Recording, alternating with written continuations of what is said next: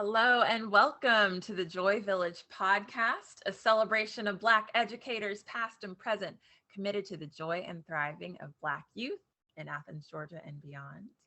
And I'm Lora Smothers. This podcast was my idea. I'm the host. And I just wanted to take some time to introduce myself to you today and share about why I wanted to do this project where I'm assembling Black educators and hearing their stories. And really, my why goes all the way back to my own schooling experience. I was the only Black student in my grade from fifth all the way through 12th grade. I grew up in Northwest Alabama and went to private schools for those years, small private schools, where I was the only.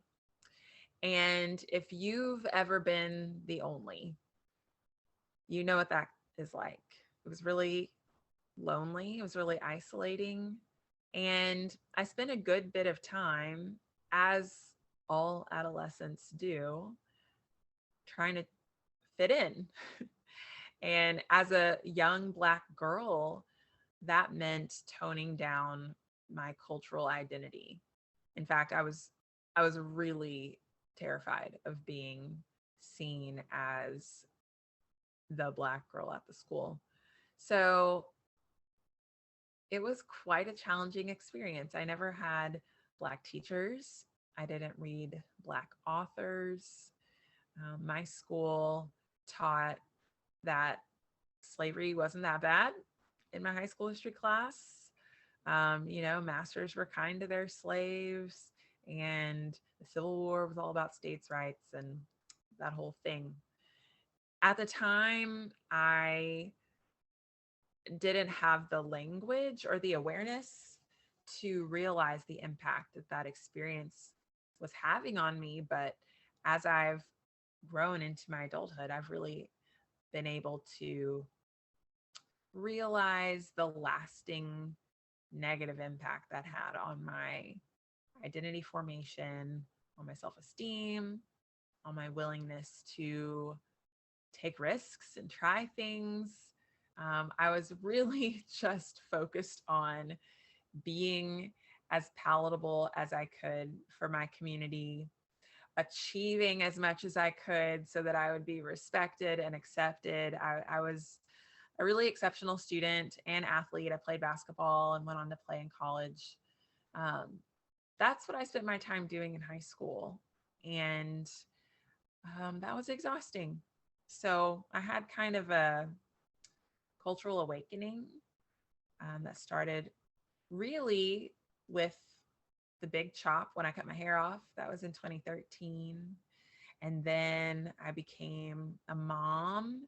I have two young kids, and that really opened my eyes to that, like trying to avoid those same situations for my children kind of gave me a new perspective. And I also, all around that same time began my career as an educator. And so now I have been teaching and leading schools for the last 12, gosh, am I that old? 12 years. And I've taught in lots of different settings, um, public, private, small, big. But it's been really interesting to now see in kind of these full circle moments, young Black students going through the same or similar things to what I went through in those formative years of my life. So I've really started to develop this passion about helping Black youth get what they need to feel confident in who they are, and really to be able to learn um, to the best of their ability.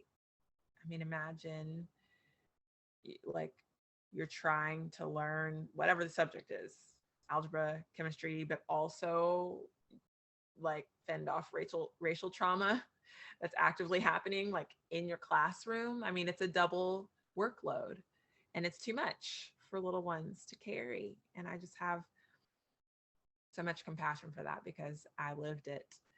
And so now I have this big vision for starting a school, a private K through 8 school here in Athens, Georgia, to center the needs of Black youth.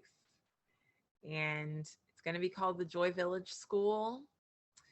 And I can't think of a better way to leverage my passions and my skill set, and then also meet like one of our most pressing needs in Athens. If you live in Athens, Georgia, you know how bleak things are when it comes to education and how long it's been that way. I mean, when I talk to folks who are born and raised here, you know, it's been bleak for a long time. And but what's so encouraging is when I tell them my idea, I just hear this sigh of relief from parents in particular who feel like they're between a rock and a hard place, having to choose between the chaos of our public schools and the cultural alienation of our mostly white local private schools. And I feel that as a parent myself, we need better options. I have a lot of compassion for my own parents now, realizing like the limited options that they had to choose between when I was young. And I love them. Shout out to my parents. They did what needed to be done for us to have an awesome childhood. So I'm thankful for that. But it's time for something different. We need a new option. We need another choice here in Athens. And my heart is to empower local Black educators to bring this school, this vision to life. I have been just in awe of the amount of like Black excellence, frankly, in our local teaching force here. But it's like not people who are always highlighted or people who are always recognized for what they bring.